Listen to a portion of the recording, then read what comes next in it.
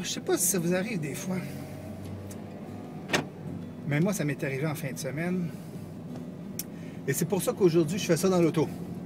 En fin de semaine, on a couru après tout ce qu'il y avait à faire en fin de semaine. L'épicerie, le ménage, aller reconduire le plus jeune au centre de vélo extrême, se préparer pour un petit party de famille, important le party de famille quand même. Bref, on a passé la fin de semaine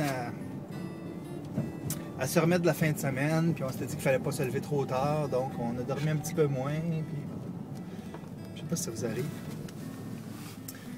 Des fins de semaine comme ça où on a l'impression que la vie nous coule entre les doigts, puis on se demande ça vaut-il la peine de continuer à faire ça.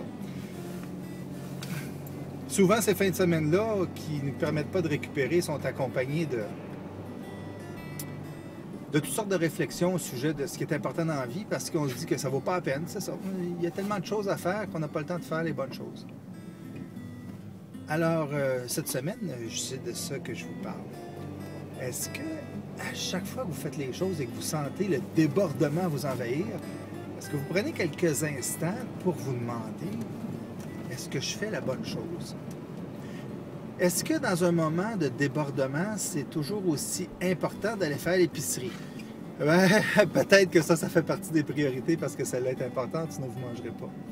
Mais est-ce que dans les moments de débordement, c'est hyper important de faire tous les poussetages? Peut-être pas. On a un chat à la maison, ça vaut la peine de faire une partie des poussetages et certainement de passer la balayeuse plusieurs fois par semaine pour ramasser les poils.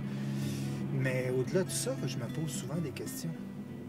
Mais on est souvent embarqué dans nos routines, on est souvent embarqué dans ce qu'il faut faire, puis pourquoi il faut le faire, on n'y pense plus. Alors, c'est pas compliqué cette semaine. Les 3 points, c'est...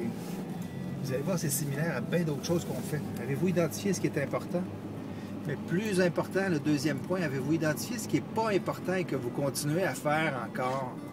Troisième point, faites le ménage dans vos listes. Les affaires pas importantes, les affaires importantes,